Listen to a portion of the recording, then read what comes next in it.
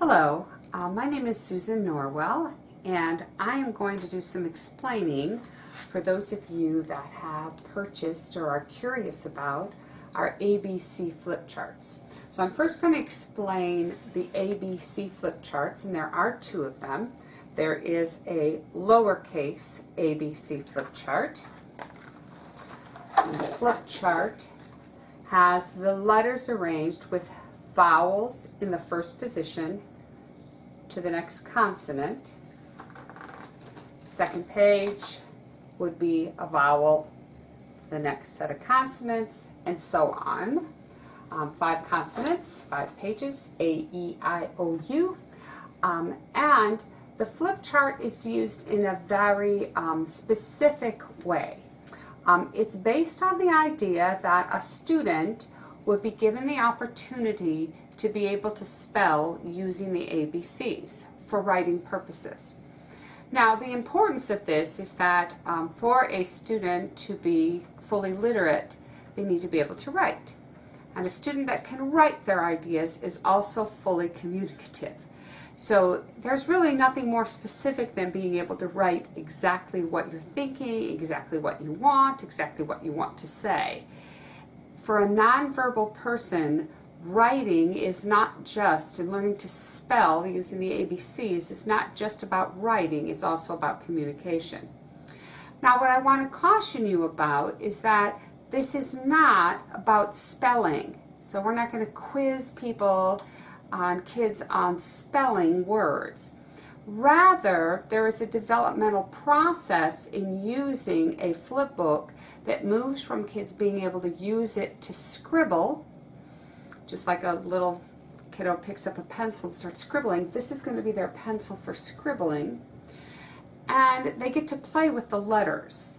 So I am going to demonstrate for you how to do partner-assisted scan, where I am the partner. I'm giving the choices systematically, and I'm waiting for a yes, a best yes, from my partner, my student, my friend, my child who has Rett syndrome and needs a way to be able to spell that is not involving using difficult motor skills. So I'm going to start with the capital letters.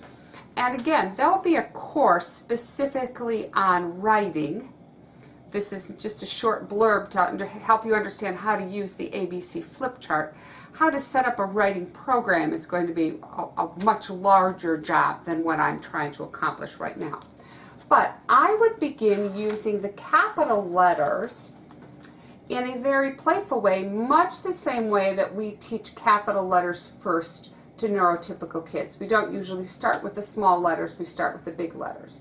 And so I have music videos that are for each of the letters. I use Storybots, or maybe I have some Sesame Street stuff or some Starfall stuff. But I'm going to playfully use the letters, or allow somebody just to write whatever they want. And if they write A, I said, oh my gosh, look at that lovely writing, let me take a picture of it.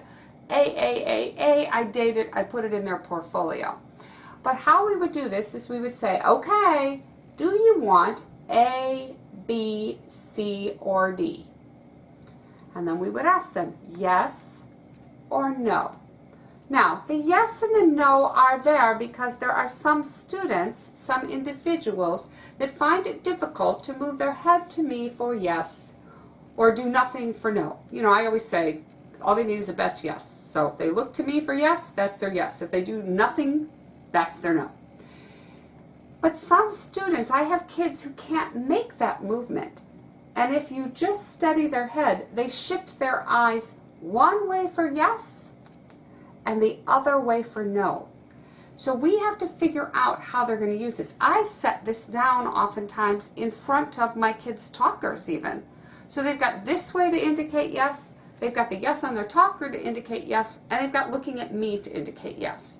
Now, if you're a praxic and one of the ways that you indicate yes doesn't work, and you've got 2 other options, we're increasing the chance of them being able to reply. All right, so if they said yes, I would say, oh, okay, you want one of these letters. Do you want A? Wait. till I get a response. Either I'm going to get a yes, or I'm going to get a lack of a yes. And it helps if you allow that wait time to be consistent, so we're not cueing them that if we overwait, it's because they're supposed to pick that letter. Do you need B? Yes or no. I also find moving this to be helpful because the movement kind of captures their attention. C or D. And hopefully they pick one of those letters that then I scribe and write down. If they don't, I say, oh my gosh, I must have made a mistake. I thought you said yes to A, B, C, D. I must have gotten it wrong. And then I go back and I say, let me try it again. So again, that idea of it's not the girl's fault, they didn't do something wrong, we just messed up.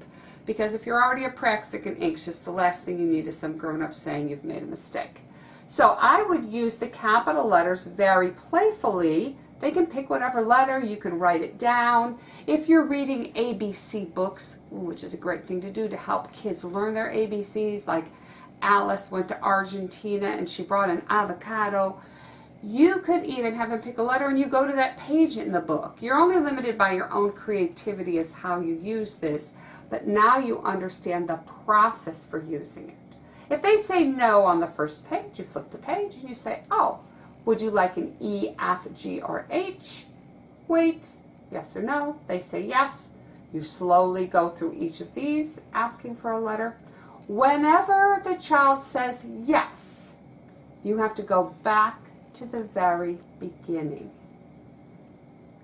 Because again, what I've been finding is the girls actually have more writing skills and spelling skills than they've been given credit for. And if I don't go back to the beginning, they're really not going to be able to get their idea out. But for little bitties, for little 2- and 3-year-olds, which is when kids start scribbling, I would go all the way through, and just let them pick letters and write them and have fun. If you're trying to do different letters associated with videos and things, then you might say, okay, I've decided, and of course you take a turn, you model. You have to model, just like we model on devices. You might take a turn and say, oh no, A, B, C, D, no, E, F, G, H, no, H, I, J, K, L, M, N, no. And then they go, oh, P, Q, R, S, T, yes. And now you pick one of them further back in the alphabet so they start to learn that other things exist.